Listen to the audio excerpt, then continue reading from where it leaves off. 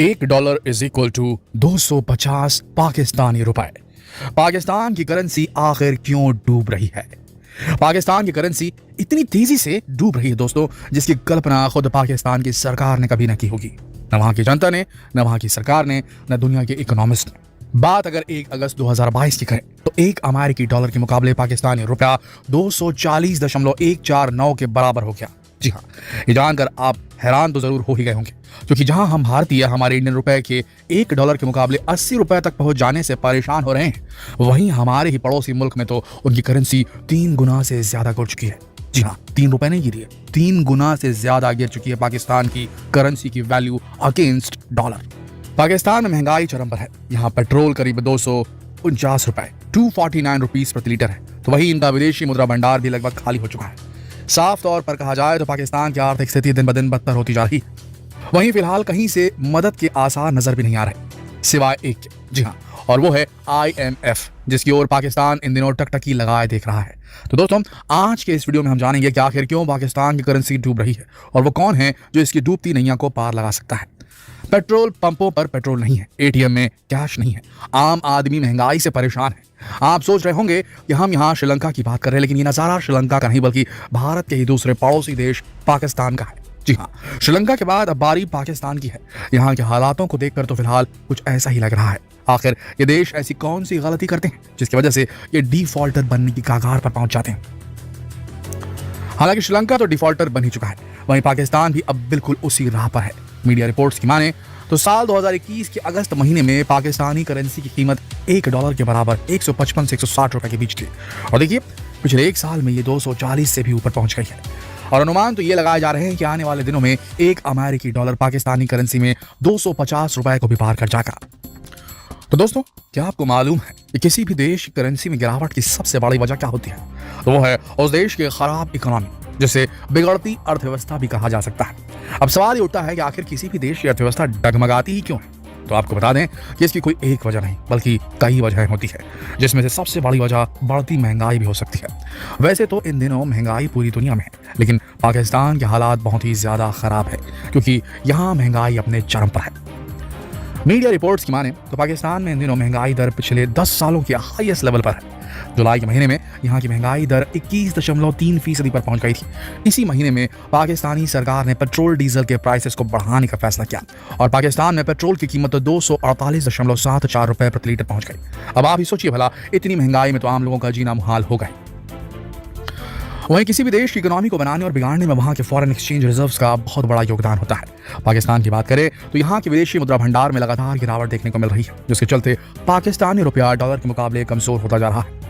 आंकड़ों की माने तो पाकिस्तान का विदेशी मुद्रा भंडार 9.3 अरब डॉलर तक पहुंच गया है। वहीं पाकिस्तान के गोल्ड रिजर्व की बात करें तो उनके पास करीब 3.8 अरब डॉलर की कीमत का सोना ही रिजर्व में है। पाकिस्तान का विदेशी मुद्रा भंडार इतनी तेजी से गिर रहा है कि हालात ये हैं कि पाकिस्तान के पास 2 महीने से भी कम के आयात जितनी ही विदेशी मुद्रा बची है। ऐसे में अब ये कहा जा रहा है कि पाकिस्तान के हालात भी श्रीलंका जैसी हो सकती है, और वो भी अपने लोन चुकाने में डिफॉल्ट कर सकता है।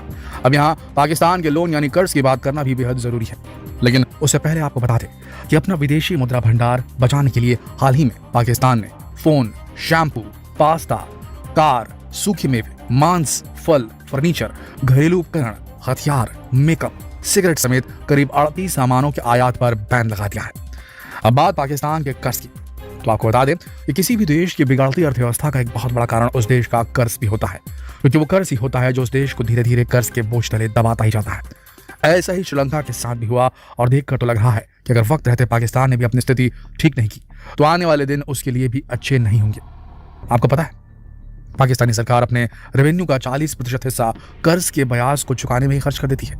स्टेट बैंक ऑफ पाकिस्तान के कर्मचारी के मुताबिक पाकिस्तान पर इस समय उसके GDP का 70% कर्ज बाकी है। इसके अलावा छोटे टाइम पीरियड के लिए लिया गया कर्ज GDP का 7% है। आंकड़ों की बात करें तो मार्च 2022 तक पाकिस्तान पर टोटल कर्ज 43 लाख करोड़ पाकिस्तानी रुपए हो चुका था। यहाँ सबसे ज्यादा हैरान करने वाली बात यह है कि आंकड़े इमरान खान के कार्यकाल के ही हैं।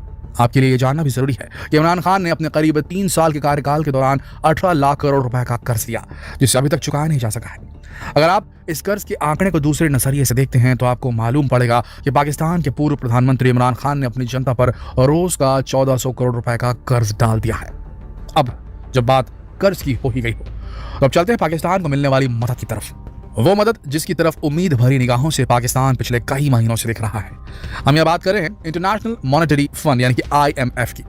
दोस्तों, इस बात में तो कोई दो राय नहीं है कि पाकिस्तानी रुपए में लगातार आ रही इतनी बड़ी गिरावट से राहत उसे सिर्फ IMF बेल आउट पैकेज के जरिए ही मिल सकती है और कोई चारा नहीं है। पाकिस्तान की हालत जिस लेवल तक खराब हो चुकी है उससे रातों रात तो उसकी हालात बेहतर नहीं हो पाएगा। अगर ये मिल भी गया IMF का तो रातों रात तो ठीक नहीं होने वाला, लेकिन IMF ही है जो पाकिस्तान की स्थिति को सुधरने में थोड़ी मदद कर सकता है। वैसे आप ये जान लीजिए कि साल 2019 में इमरान खान की सरकार ने IMF के साथ $6 बिलियन की एक डील साइन की थी, जिसमें से पाकिस्तान को $3 बिलियन तो मिल गए, लेकिन IMF ने $3 बिलियन देने के बाद बाकी के पैसे रोक दिए थे। अब पाकिस्तान की नई सरकार उस डील को रिन्यू करने की भरसक कोशिश कर रही है। वही बात तो ये भी चल रही है कि IMF पाकिस्तान के लिए $1 अरब की बेल आउट पैकेज जारी कर दे। वैसे जानकारों का मानना है कि इस बात की उम्मीद है कि इंटरनेशनल मॉनेटरी फंड से पाकिस्तान को $1.2 बिलियन का बेल आउट पैकेज मिल सकता है। लेकिन दोस्तों, आपको क्या लगता है, क्या इससे पाकिस्तान की करेंसी को मजबूती मिलेगी? आपको बता दें कि पाकिस्तान का करंट अकाउंट डेफिसिट बीते वित्त वर्ष 2021-22 में बढ़कर 4 साल के हाईएस्ट लेवल $17.4 अरब पर पहुंच गया है। स्टेट बैंक ऑफ पाकिस्तान की माने तो वित्त वर्ष 2021-22 में पाकिस्तान के चालू खाते का घाटा $17.40 अरब रहा। वहीं वित्त वर्ष 2020-21 में केवल $2.82 अरब था। पाकिस्तान की इस परिस्थिति के लिए दुनिया उसके सब्सिडी नीतियों को भी जिम्मेदार ठहरा रहा है, जैसा कि श्रीलंका में भी देखने को मिला था। फिलहाल तो पाकिस्तान की ज़मीनी हालात इस बात की ओर इशारा कर रहे हैं और आने वाले दिनों में यहाँ भी हालात श्रीलंका की तरफ बिगड़ सकते हैं। बिल्कुल पूरी गुंजाइश नजर आ रही है और यहाँ की करेंसी में शायद और भी गिरावट आ सकती है। देखो दोस्तों, इस वीडियो में दी गई जानकारी जो है वो इंटरनेट से ली गई है, इसमें हमारी कोई राय नहीं है। लेकिन आपको एक बात बता दें, जिस हिसाब से इमरान खान सरकार पाकिस्तान में आई थी वो बिल्कुल केजरीवाल मॉडल हम उसको कंपेयर कर सकते हैं, क्योंकि इमरान खान की एक छवि थी और उनका कहना था मुझे देश से कुछ नहीं चाहिए, मैं देश को देने आ रहा हूँ। और उसी के हिसाब से इमरान खान की पार्टी सत्ता में आई थी, आंदोलन के साथ आई थी। आपने वो टेलीकास्ट टेलीविजन पर देखा होगा और उनका ये कहना था कि हम करप्शन को मिटा देंगे पूरी तरीके से। लेकिन जैसा कि होता है, करप्शन मिटाने उन्हें दिया नहीं गया या खुद उनके लोग भी करप्ट हो गए होंगे, कुछ कहा नहीं जा सकता। कुल मिलाकर सेना ने फिर से उन्हें हटा दिया और उसके बाद फिर से वो सत्ता आ गई है जिसके ऊपर पहले ही लांछन लग चुके थे परिवारवाद के, नवाज शरीफ एंड फैमिली। और उसके बाद में उनका जो मेन जो उनके लीडर थे नवाज शरीफ, वो तो डिपोर्टेड है पाकिस्तान से, उनके भाई जो हैं वो अब प्रधानमंत्री पाकिस्तान में बने हुए हैं। तो ऐसी स्थिति में जब वही करप्ट लोग वापस से किसी देश की कमान को संभालेंगे तो देश को कैसे संभाल पाएंगे?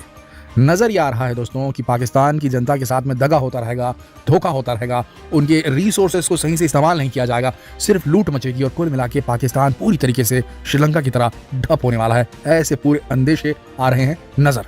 हो सकता है 5 साल में, हो सकता है 10 साल में, लेकिन इतना तो तय है, अगर इसी रास्ते पर चलता रहा पाकिस्तान बिना अच्छे लीडर के, तो आने वाले 5-10 सालों में पाकिस्तान जो है वो पूरी तरीके से दिवालिया घोषित हो जाएगा, श्रीलंका की तरह अपनी पूरी इंटरनेशनल क्रेडिबिलिटी जो पाकिस्तान है वो खो देगा। इसमें कोई डाउट नजर नहीं आ रहा आज की तारीख में। खैर, आज पाकिस्तानी रुपया लगभग 240 है, कल को 250 रुपये भी हो जाएगा $1 के मुकाबले। तो अब वहाँ के लोगों को तो क्या बोले, उनका तो अल्लाह ही मालिक है और कुछ कहा नहीं जा सकता।